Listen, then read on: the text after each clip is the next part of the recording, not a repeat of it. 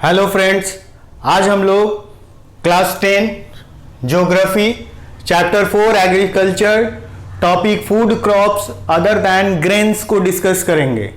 ये हम लोग का इस चैप्टर का पार्ट 4 है। अब तक हम लोगों ने इसके 3 पार्ट्स कवर किए हैं। फर्स्ट पार्ट में हम लोगों ने टाइप्स ऑफ फार्मिंग को डिस्कस किया था। सेकेंड पार्ट में हम लोगों ने क्रॉपिंग पैटर्न को डिस्कस किया। थर्ड पार्ट में हम लोगों ने फूड क्रॉप्स मोस्टली ग्रेन्स को डिस्कस किया। आज हम लोग food crops other than grains को डिस्कस करेंगे। ये तीनों पार्ट्स का लिंक मेरे आज के इस वीडियो के डिस्क्रिप्शन बॉक्स में दिया हुआ है, आप चाहें तो जाकर उसको देख सकते हैं। आइए स्टार्ट करते हैं हम लोग। आज का first other than crops food crops में शुगर केन है। शुगर केन एक ट्रॉपिकल एज वेल एज सब ट्रॉपिकल क्रॉप है। ट्रॉपिकल और सब ट्रॉपिकल में डिफरेंस क्या होता है? ट्रॉपिकल जो ट्रॉपिक ऑफ कैंसर और ट्रॉपिक ऑफ कैप्रिकॉर्न के बीच का एरिया है हमारे अर्थ पे, उसको हम लोग ट्रॉपिकल रीजन बोलते हैं। इस ट्रॉपिकल रीजन में बहुत ज़्यादा रेन भी होता है, बहुत ज़्यादा हॉट वेदर भी होता है, तो इस तरीके से ह्यूमिडिटी भी बहुत ज़्यादा होता है। और सब ट्रॉपिकल रीजन वो हुआ जो इससे एडजेसेंट प्लेसेस है। एडजेसेंट प्लेसेस का मतलब कि ट्रॉपिक ऑफ कैंसर के आसपास का एरिया और ट्रॉपिक ऑफ कैप्रिकॉर्न के आसपास का एरिया, इसी रीजन्स को हम लोग ट्रॉपिकल और सब ट्रॉपिकल रीजन बोलते हैं। तो इस ट्रॉपिकल और सब ट्रॉपिकल रीजन में शुगर केन का क्रॉप अच्छे से ग्रो होता है। Grow well in hot and humid climate. हम लोग और अभी डिस्कस किया कि ये हॉट और ह्यूमिड क्लाइमेट में ज़्यादा ग्रो होता है, ज़्यादा अच्छे से ग्रो होता है। हॉट का मतलब कि इसमें ज़्यादा सन लाइट टेम्परेचर ज़्यादा होना चाहिए, और ह्यूमिड का मतलब कि वर्षा भी बहुत ज़्यादा होना चाहिए, नमी की मात्रा हवा में ज़्यादा होनी चाहिए। टेम्परेचर 21 डिग्री से 27 डिग्री सेल्सियस रिक्वायर्ड है। एनुअल रेनफॉल 75 से 100 सेंटीमीटर होना चाहिए। Irrigation required. शुगर केन के फार्मिंग में इरिगेशन बहुत ज़रूरी है। जिन रीजन्स में रिवर्स, कैनल्स, बोरिंग या पंप सेट से उसके थ्रू इरिगेशन होता है तो अच्छी बात है। अदरवाइज लो रेनफॉल एरिया में भी इसका इरिगेशन के लिए व्यवस्था करनी पड़ती है। Can grow in variety of soils. Sugar cane हर तरह के सॉइल में अच्छे से ग्रो होता है, लेकिन बेस्ट सॉइल इसके लिए रेगुर या ब्लैक सॉइल है। Needs manual labour from sowing to harvesting. Sugar cane के फार्मिंग में सोइंग से लेकर हार्वेस्टिंग तक मैनुअल लेबर का जरूरत होता है। India second largest producer after Brazil. Sugar cane के प्रोडक्शन में इंडिया का पोजीशन वर्ल्ड वाइड सेकेंड है, फर्स्ट पोजीशन पे ब्राजील है। मेन सोर्स ऑफ शुगर गुड़, khandsari and molasses. Sugar cane से गुड़ बनता है, ये सब लोग जानते हैं। शुगर केन से शुगर बनता है, ये भी सब लोग जानते हैं। शुगर केन से खांडसारी भी बनता है। खांडसारी का मीनिंग होता है नॉन केमिकल शुगर, जिसमें केमिकल्स नहीं होते हैं। इसमें शुगर का कलर ब्राउन या येलोइश कलर का होता है और ये किसी भी तरीके से नुकसानदेह नहीं होता है। मोलासेस क्या होता है? तो डार्क ब्राउन लिक्विड।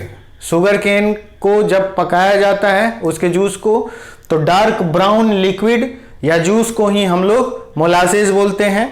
और इस तरीके से शुगर केन मेन सोर्स है शुगर, गुड़, खांडसारी या मोलासेस का। Producing states UP, Maharashtra, Karnataka, Tamil Nadu, Andhra Pradesh है। Next topic oil seeds. In 2016 India was the second largest producer of groundnut after China. China के बाद इंडिया सबसे ज़्यादा प्रोडक्शन किया ग्राउंडनट का बाय 2016 का ये डेटा है। रेपसीड्स थर्ड, कनाडा, चाइना। इंडिया रेपसीड्स के प्रोडक्शन में थर्ड पोजीशन पे है, फर्स्ट पे कनाडा और सेकंड पे चाइना है। Different oil seeds grown covering approx 12% of the total cropped area of the country. India के टोटल क्रॉपिंग एरिया में 12% पार्ट पे वेरियस टाइप के ऑयल सीड्स को ग्रो किया जाता है। Main oil seeds are groundnut, mustard, coconut, sesamum. Sesamum को हम लोग तिल भी बोलते हैं। Soybean, custard seeds, cotton seeds, linseed and sunflower. ये वैरायटी के ऑयल सीड्स हो गए। Most of these are edible and used as cooking. यहाँ पर बोला गया कि इसमें से बहुत सारे जो हैं वो एडिबल हैं। एडिबल का मतलब कि ऐसे ऑयल सीड्स जिसको इंसान खाने के कुकिंग के रूप में इस्तेमाल करता है, खाने में इस्तेमाल करता है। तो मस्टर्ड हो गया, ग्राउंडनट हो गया, कोकोनट हो गया, सोयाबीन हो गया, सनफ्लावर हो गया, बहुत सारे बहुत अलग अलग तरह के oil seeds human being cooking के रूप में यूज करता है। और इन ऑयल सीड्स को जो कुकिंग के लिए यूज होता है उसको एडिबल ऑयल बोलते हैं। Some are used as raw material in the production of soap, cosmetics, ointments. इनमें से बहुत सारे का इस्तेमाल रॉ मटेरियल के रूप में किया जाता है। और रॉ मटेरियल के थ्रू क्या क्या बनाया जाता है, तो सोप, कॉस्मेटिक्स, ऑइंटमेंट्स। ऑइंटमेंट्स जिसको कि हम लोग ब्यूटी प्रोडक्ट्स भी बोल सकते हैं, उसमें इस्तेमाल किया जाता है। Groundnut, kharif accounts for about half of the major oil seeds produced. India में जितने भी ऑयल सीड्स से प्रोडक्शन होता है उसमें लगभग 50% पार्ट ग्राउंडनट के प्रोडक्शन का है। और ग्राउंडनट एक खरीफ क्रॉप है। Gujarat largest producer followed by Rajasthan, Andhra Pradesh. Groundnut के प्रोडक्शन में सबसे इंपॉर्टेंट, सबसे लार्जेस्ट स्टेट गुजरात है। उसके बाद सेकेंड पोजीशन पे राजस्थान, थर्ड पे Andhra Pradesh. Linseed and mustard are rabi crops. Sesamum kharif, sesamum एक खरीफ क्रॉप है। नॉर्थ इंडिया के लिए तो ये खरीफ क्रॉप है, जबकि साउथ इंडिया के लिए ये एक रबी क्रॉप है। Custard seed is grown both as rabi and kharif crop. Custard seed को हम लोग बोथ तरीके से ग्रो करते हैं, ये रबी और खरीफ दोनों सीजन में ग्रो किया जाता है। T, a plantation agriculture. T को हम लोग एक प्लांटेशन एग्रीकल्चर बोलते हैं। अ बीवरेज क्रॉप, बीवरेज क्रॉप का मतलब पेय, पीने वाला क्रॉप है। तो जैसे हम लोग फूड क्रॉप्स में ग्रेन को खाते हैं, वैसे ही ये नॉन फूड क्रॉप्स में टी है जिसको हम लोग एक पीने के क्रॉप के रूप में इस्तेमाल करते हैं, पीते हैं इसको। grows well in tropical and subtropical climates endowed with deep and fertile well-drained soil rich in humus and organic। T का प्लांटेशन ट्रॉपिकल और सब ट्रॉपिकल दोनों क्लाइमेट में होता है।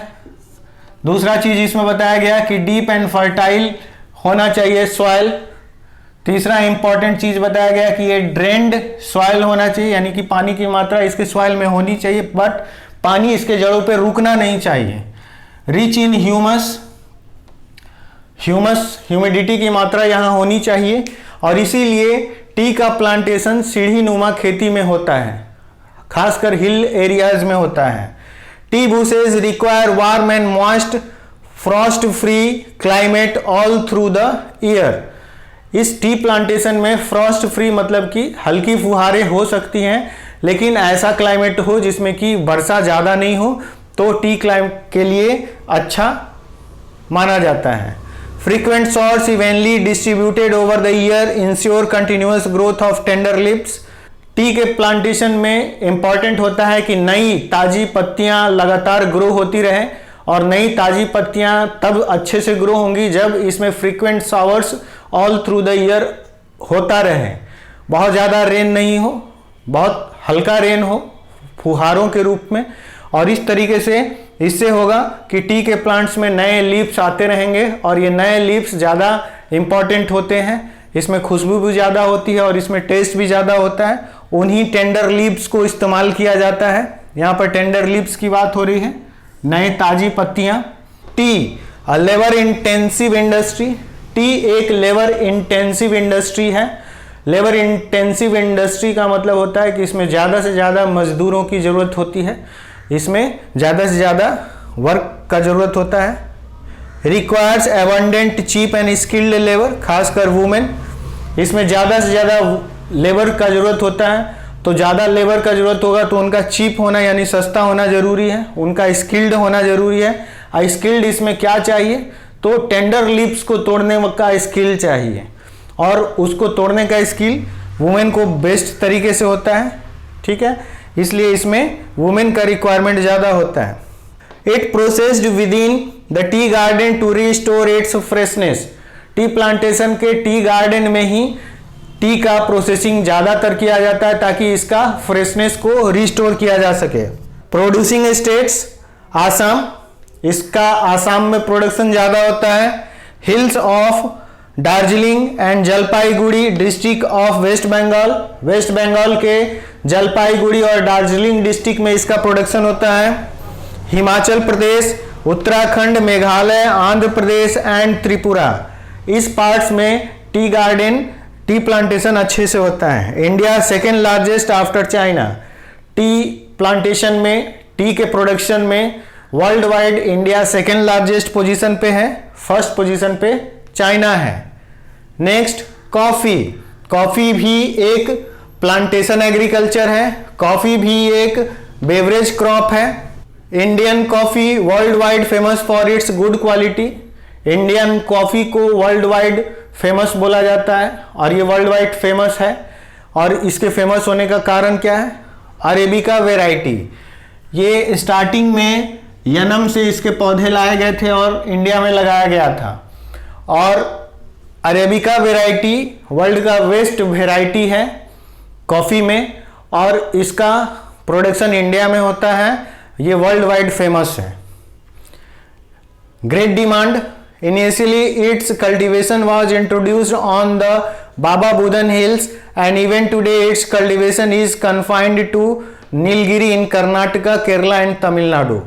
स्टार्टिंग में तो ये बाबा बुदन की पहाड़ियों पे होता था, इसका प्रोडक्शन किया जाता था, लेकिन बाद में इसको नीलगिरी हिल्स में अच्छे से प्रोड्यूस किया जाने लगा और कर्नाटक, केरला, तमिलनाडु में कॉफ़ी का प्रोडक्शन अच्छा होता है। हॉर्टिकल्चर क्रॉप्स, हॉर्टिकल्चर क्रॉप्स को हम लोग बागानी कृषि बोलते हैं, बागानी खेती यानी बागवानी में, इसमें हम लोग फ्रूट्स और वेजिटेबल्स हर तरह की चीज़ों को ग्रो करते हैं। इन 2016 India was the second largest producer after China. Horticulture में इंडिया का पोजीशन सेकेंड है, फर्स्ट पोजीशन पे अगेन चाइना।